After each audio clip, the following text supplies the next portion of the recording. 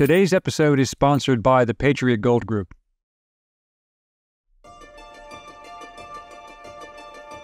Upon coming into office, Joseph Biden completely upended the positive gains made by his predecessor, Donald Trump. Almost as in an act of revenge, he decided to use his executive orders to destroy the nation's economy and security to appease the far-left progressives who hated Trump and yet benefited from his successes. How much damage did Biden do with his executive orders? What did he do to undermine our national and economic security? How did he make the United States a weaker nation on the world stage? What was the result of his actions domestically and internationally? Hello, I'm Colin Heaton, military veteran, historian, author, and welcome to this episode of Forgotten History.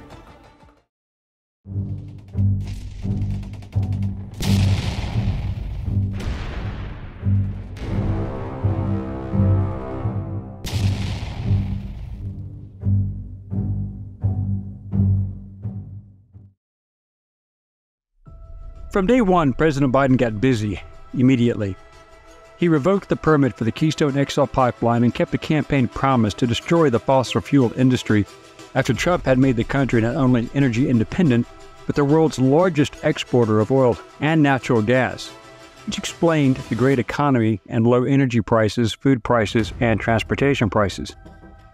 In fact, Russia could not compete with our volume, quality, and quantity, as well as our selling prices to Europe, which brought the economy down hard for Russia.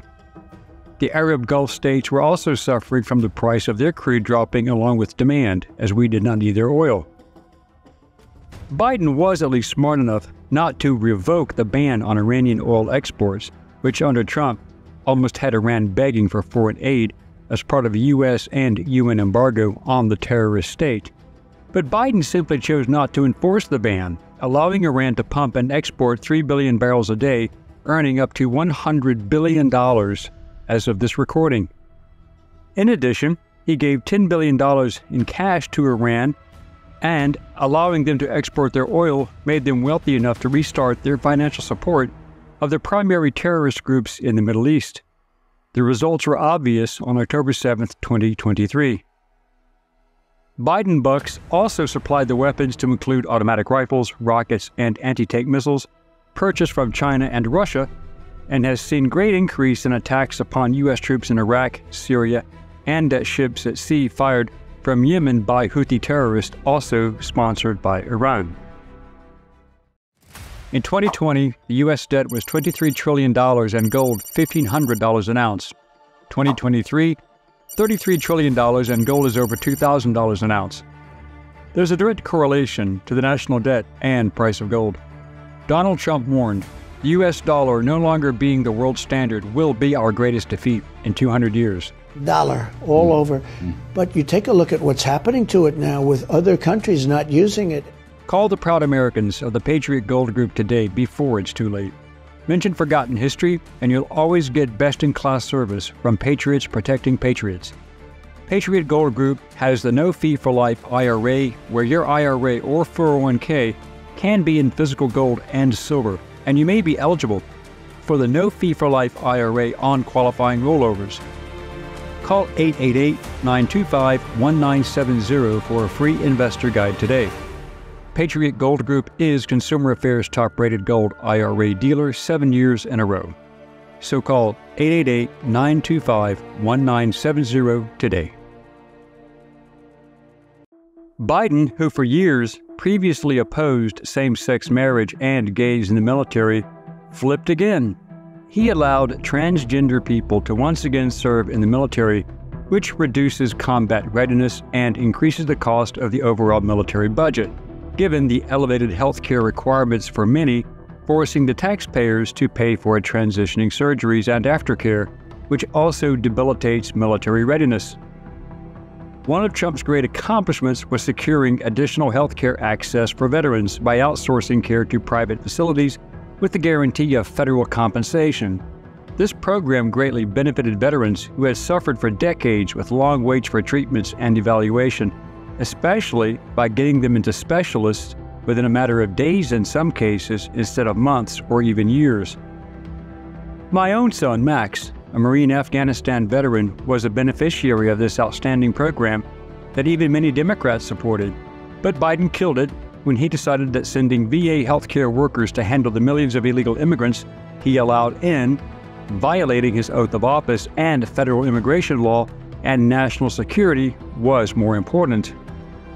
Biden initially reneged on his promise to raise the Trump-era cap of 15,000 refugees per year, before political pushback forced him to reconsider his stance. Instead, he just opened the southern border again, violating his oath of office and federal law. He also reversed Trump and rejoined the fraudulent, criminal, and totally unreliable World Health Organization and Paris Climate Accord. But there have been serious concerns. One former staffer reported that since at least 2020, during the presidential Democratic primaries, he was being forced to take dementia medications before each public appearance by his wife to render him coherent. This eyewitness said that before taking the pills, he was like a small child and unable to speak and was basically unable to function. This seems to be an explanation for his erratic and incoherent behavior. Biden also agreed to re-enter the Iran nuclear deal, which was a farce the day it was agreed upon by the Obama administration. And Biden, over the course of time, released billions of more dollars to Iran, which in turn funded more terrorism, which we are seeing today in Israel, Iraq, Syria, and Yemen. In one of the greatest intellectual failures in American history, Biden decided to change the plan for American forces to begin withdrawing from Afghanistan in 2020, negotiated by Trump and under the provisions of a February 2020 U.S. Taliban agreement that set a May 1, 2021 deadline, with the Taliban following certain conditions. The Taliban honored those conditions under Trump, and not one American serviceman was wounded or killed during the process. However, seeing the weakness of the man in the White House and the people he surrounded himself with, the Taliban began an offensive on May 1st, and by early July, most American troops in Afghanistan had been withdrawn. Biden incompetently addressed the world by saying, quote, "The likelihood there's going to be the Taliban overrunning everything and owning the whole country is highly unlikely," end quote. On August 16, 2021, Biden addressed the messy situation, taking responsibility for it and admitting that the situation unfolded more quickly than we had anticipated. The U.S. military completed the withdrawal from Afghanistan on August 30th. Biden called the extraction of over 120,000 Americans, Afghans, and their other allies an extraordinary success, although he acknowledged that up to 200 Americans, by his estimate, who wanted to leave did not leave, despite his August 18th pledge to keep troops in Afghanistan until all Americans who wanted to leave had left. He abandoned them. He never explained leaving over $80 billion worth of expensive and sensitive military hardware to be sold or given to Iran, Russia, and China to be reverse engineered and possibly used against us. He defended his decision on the method to withdraw, saying that Americans should not be dying in a war that Afghan forces are not willing to fight for themselves. We have already posted a video on this disaster, so we will not belabor the matter here. In another incomprehensible display of illogic, right after virtually killing the oil and gas industry by closing federal lands that Trump approved, on February 4, 2021, the Biden administration announced that the United States was ending its support for the Saudi-led bombing campaign in Yemen against the Iranian-backed Houthi terrorists, and that he would reevaluate the United States' relationship with Saudi Arabia. Saudi Arabia had been bombing the Iran-backed Houthi rebels, the terrorist group that had been attacking Saudi Arabia, a group which Biden also removed from the official terrorist list, appeasing Iran, whom he paid off. So, Biden flips off the Saudis, destroying the strong bonds made by President Trump with the Abraham Accords that brought Saudi Arabia, Yemen, Israel, Morocco, United Arab Emirates, and Bahrain into a negotiation, with all those nations focused upon Iran as the primary threat to the region, in essence a coalition. Biden also depleted the critical U.S. strategic oil reserve to compensate for the rapid drop in domestic production in order to offset skyrocketing fuel prices. But even worse, he was selling that oil to China as well, while at the same time giving Iran billions of more dollars directly and letting them ship their oil to fund terrorists. In order to try and recover from that imbecilic self-inflicted wound, Biden went begging to Venezuela and Saudi Arabia, nations he openly vilified, to purchase oil from those nations, which only increased the price at the pump and made us a weaker nation. When Biden went to the Saudis begging for more oil to be pumped and shipped to the U.S., the Saudis simply refused. Trump's projection of power kept the world's bad actors in check, but Biden's posturing and displays of frailty, stupidity, and weakness made the world a far more dangerous place. After Russia invaded Ukraine, which would not have happened under Trump, Biden inexplicably refused to allow NATO countries to provide the Ukrainians with high-tech Soviet-made equipment, especially missiles and jet fighter bombers, which the Ukrainians understood and could have put to good use. His apathetic physical response to the problem contrasted with his public verbal support of Ukraine. Only now is Biden being under pressure to supply Ukraine, much like when Obama and Biden said nothing and did nothing as Putin took Crimea in 2014. In Chapter 4, we will follow the money trails that explain Biden's blind eye approach to these rogue regimes. But what Biden did was to appoint persons within the federal government who were both politically and possibly financially beholden to the Biden crime family. The American public, in fact, the world at large, has seen the complete abrogation of equal application of federal laws, and here are a few examples. The federal government agencies have been protecting the Biden crime family's operations, as well as the double legal standard applied to Democrats and Republicans, and how Joe Biden has, for the time being, benefited from this corruption. Here, we will lay out the roadmap for why Joseph Biden should have been indicted and possibly will still be indicted. Besides opening the southern border and allowing an unfettered invasion of our country by people from 174 nations and counting, Biden, on November 2, 2022, while packing files at the Penn Biden Center, Biden's attorneys found classified documents spanning his career both as a senator and his vice presidency in a supposed locked closet. According to the White House, the documents were reported that day to the U.S. National Archives, which recovered the documents the next day under FBI supervision. On November 14th, the totally corrupt Attorney General Merrick Garland appointed U.S. Attorney John R. Lausch Jr. to conduct an investigation, which was a smokescreen. On December 20th, a second collection of classified documents was discovered in the garage of Biden's Wilmington, Delaware residence. This was not a secure and approved location, unlike Donald Trump's storeroom at Mar-a-Lago, which was not only FBI approved and Secret Service protected, it also had 24/7 surveillance. Biden had classified documents dating back to the early 1970s, which he had to have stolen because he had no authorization to access. Given that no one except the president has control authority to remove documents from secure locations and only the president has immediate declassification authority, these were obviously stolen documents, and despite being decades old, most were not declassified. These were felonies, 1 count per document, which were not only unsecured in a garage, but in the possession of an unauthorized person where others had direct access to these items. If any other American had been in possession of any of these documents, they would have to be reincarnated many times over in order to serve all the prison sentences that would have been issued. But, in another clear example of preferred justice, when the later search warrants were being prepared, Biden's attorneys were called by the FBI and warned in advance that there would be a search of various properties, and there were no SWAT teams and heavy weaponry, unlike with Donald Trump. These findings were made public on January 10, 2023, after several news outlets published articles on the investigation, many from leaked sources. On January 12th, Garland appointed Robert K. Hur as the special counsel to investigate the possible unauthorized removal and retention of classified documents or other records. Only a Democrat president protected by the liberal deep state could have that decision rendered and not be in handcuffs.